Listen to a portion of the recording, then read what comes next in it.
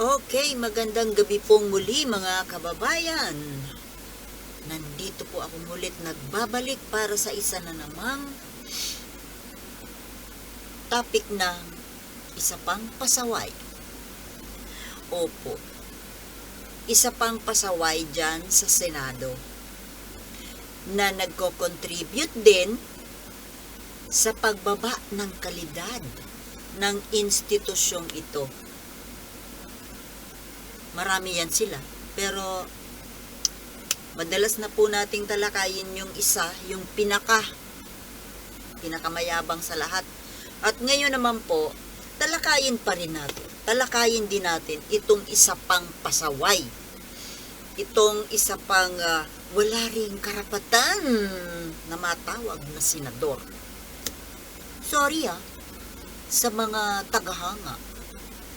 Pero, sasabihin ko ang gusto ko. Bakit?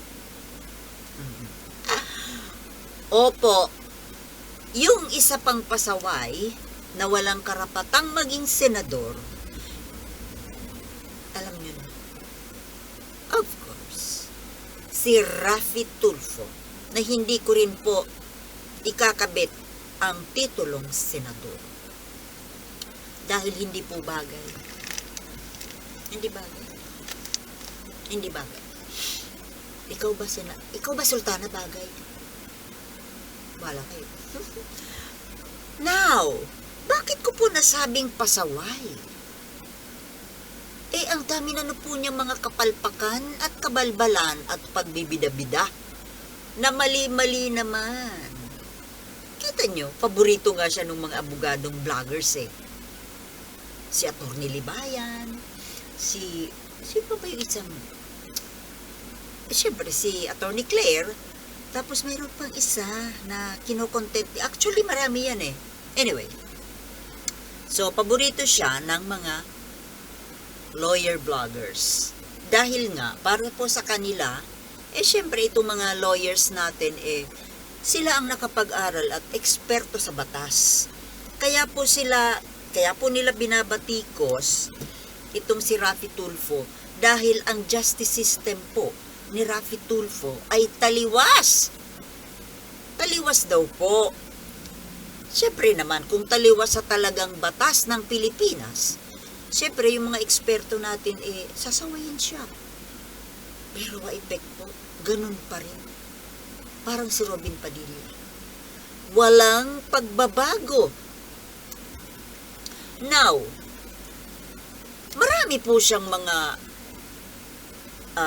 mga questionabling mga pagbibida dyan sa Senado.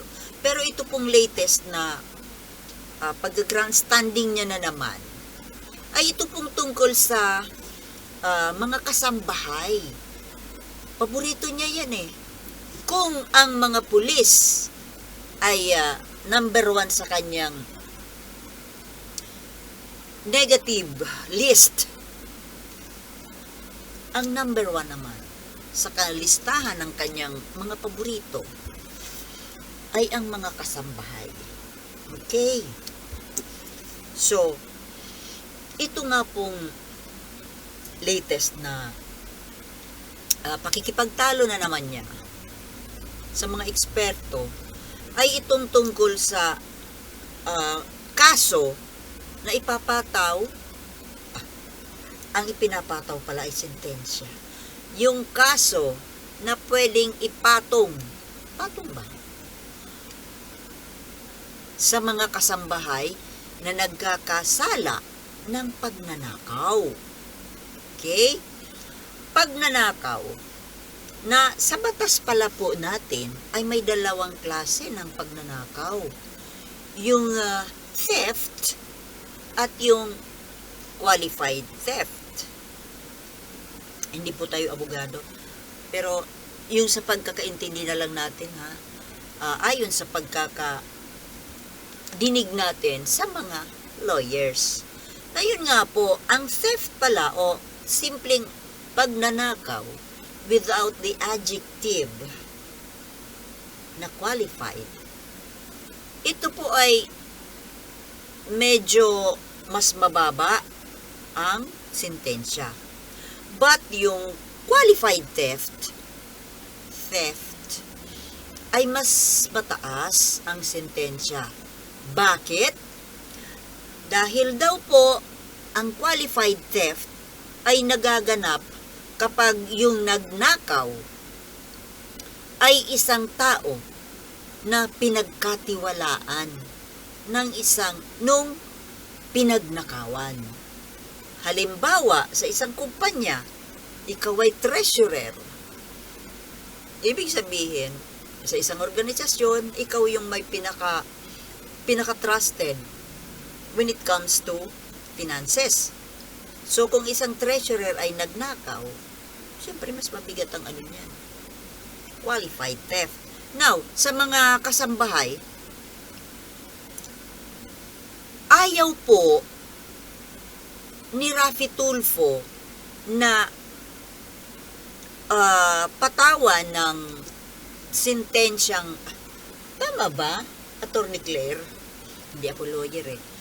Yung qualified theft po na mas mataas ang parusa ay ayaw po ni Raffy Tulfo na ipataw sa mga kasambahay dahil para sa kanya ay mga kasambahay ay nakakaawa. Maliliit na tao, nakakaawa.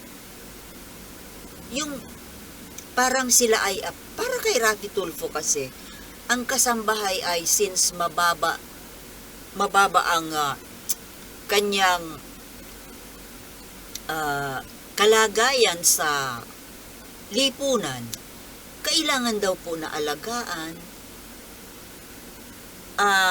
bigyan ng mas paborable na kung ano-ano sa ibang bagay. Ayon nga sa kanya, those daw who are less in life should be more in laws. Kinote niya pa yan sa Bible. Ang ibig pong sabihin ni Raffy Tulfo na yung mga kasambahay daw ay dapat huwag patawan ng sentensyang qualified theft, kaso na qualified theft dahil mas mabigat daw ang parusa. Kung tutuusin po, yung qualified theft nga po ang bagay doon sa kasambahay na nagnakaw. Labas na po yung pagiging maliit niya bilang isang tao or membro ng isang komunidad or lipunan. Wala pong kinalaman yun. Porke ba mababa kang tao? Kung pumatay ka naman ng tao, hindi ka ba dapat makulong, sintensyahan dahil ikaw ay poor, ikaw ay pobre? Ito nga po kasi ang paboritong term ni Raffy Tulfo ay yung pobre, mahihirap, na para bang napakalapit sa puso niya. Well, it could be true. We don't know. Kung totoo man yun, fine. Pero, kung dahil sa malapit sa puso mo ang isang sektor ng mga tao, ay ililigtas mo na sa isang kaparusahan na karapat dapat na ipataw sa kanya, abay hindi na po tama yun. Senador. Diba? Kasi nga, yung qualified theft na yung pagnanakaw na ginawa ng isang katulong sa kanyang amo ay talagang qualified. Dahil nga, siya ay pinagkatiwalaan ng kanyang amo. Makapagnanakaw ba siya kung hindi niya alam kung saan nakatago yung mga nanakawin? Dahil usually ang ninanakaw ng mga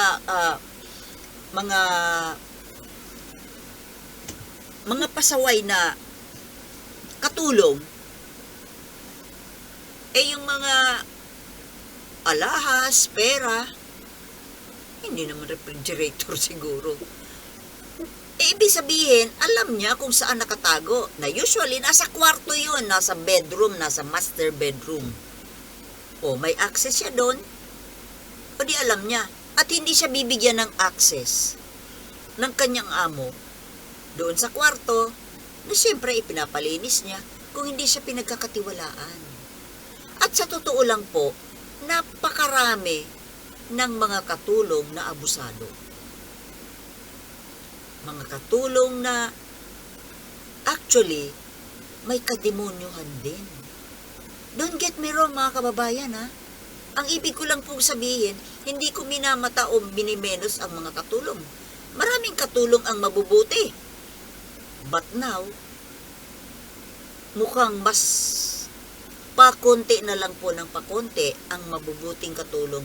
Actually sa pamilya namin, dyan sa yung kapatid ko na napakaswerte niya sa katulong. Kasi nakakuha siya ng mga very trusted niya talaga at kahit na ilang taon nang wala na sa kanya dahil nag-asawa na, continuous pa rin po ang kanilang friendship at talagang very close sila. Kasi yung kapatid ko masyadong mapagmahal sa katulong na ang trato niya ay pamilya. Ganon din po ako. Nagkaroon din naman ako ng katulong before at ang trato ko po dyan kapamilya. Isinasabay ko pa nga sa pagkain. Kung anong kinakain ko, yun ang kinakain niya. Hindi ako mapang-api sa katulong. Kaya ito pong sinasabi ko, ito po ay reality. Na talagang mayroon pong mga mapang-abuso din na mga katulong sa kanilang amo. At marami rin pong amo ang mababait na nabibiktima ng mga criminal-minded na kasambahay. So yun po ang gusto nating talakayin dito na between kasambahay and amo, parehas lang po yun. Mayroong mapang-abuso, mayroong mabait. Sa parte ng katulong o sa parte ng amo, mayroong mabuti, mayroong masama. So, bakit ko po ito sinasabi, tinatalakay itong tungkol sa issue nito kay Rapi Tulfo?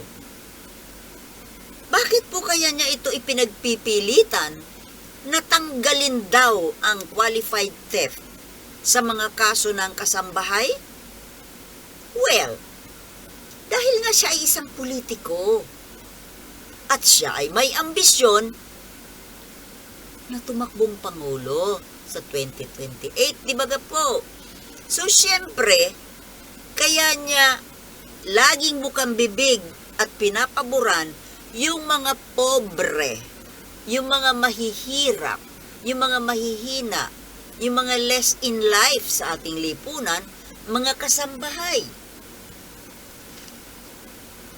Dahil nga, alam niya na malaki ang porsyon ng mahihirap na botante kaysa sa yung middle class at mayayaman. Diba? Sa isang one whole cake, siguro ang mga pobre dyan is nasa 60%. Or sabihin na natin kahit na 50%, abay napakalaki po nun. Napakalaking vote source. Kaya, alam na natin yan. Nagpapabango siya.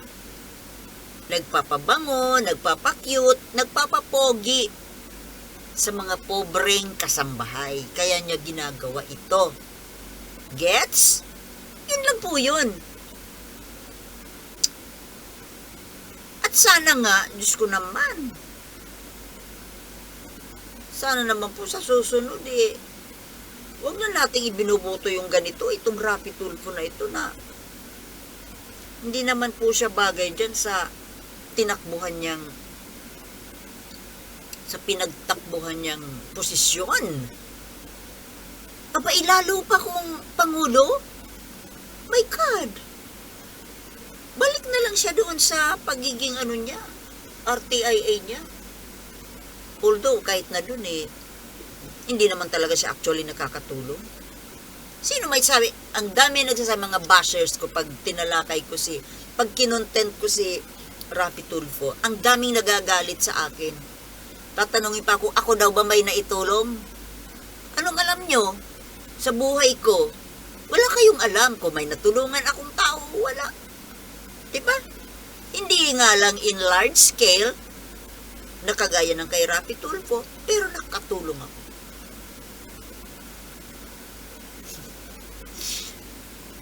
Kumakati ulo ko pag si Tulfo ang pinag-uusapan. Ngayon,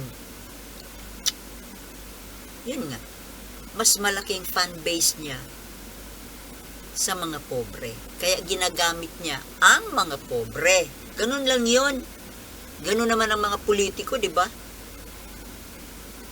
Alam nila kung nasaan ang mga botante. Lalo na yung mga bobo-tante. Oh. Yun ang kinakapitan niyan ni Tulfo. Kaya alam na natin yan kung bakit. At pag yan po tumakbo uli, nanalo uli, ibig sabihin ganun pa rin yung mentalidad ng ating mga botante. Biyo-biyo pa rin. Wala tayong magagawa. Now, enough na po dyan kay Rapi Tulfong pasaway. Dito na po tayo sa ating lesson of the day. Lesson for the day. Today is September 21. So, ang akin pong ibibigay sa inyo na important event that happened in on September 21 rather, 1869. Tagal na dito po, ito po ang sinasabi, Governor Carlos Maria de la Torre entertains Filipinos at a reception in honor of the promulgation of the new Spanish Constitution in the Philippines. Ngayon, ito pong si Governor General de la Torre, isa po ito or maaring ito po yung pinakamabait na naging Governor General, Spanish Governor General dito sa Pilipinas. Mahal po nito ang mga Pilipino. Pero mas marami po yung mga salbahe na mga Kastilang na mahala dito sa atin. Pero itong si De la Torre po, mahal po nito. May malasakit po ito sa mga Pilipino. Kaya, hail to Governor Carlos Maria de la Torre. So, that's in 1869. Ngayon, dito po tayo sa current history. Of course, September, nawala. Ano ba? So, September 21, of course,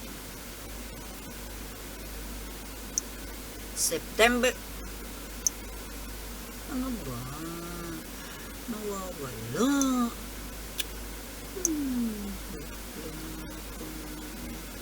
Bakit niready ko na nga para mabilis wala na akong storage pati baka bigla na lang itong maputol. Anyway, September 21, 1971 po sana nawawala sa September 21, 1972 na lang po, which alam natin na kung ano nangyari noon. Biglang nawala. Nagluloko po itong aking, niready ko na nga po ito kanina. Kasi nandito po siya sa email ko na ibinigay sa akin na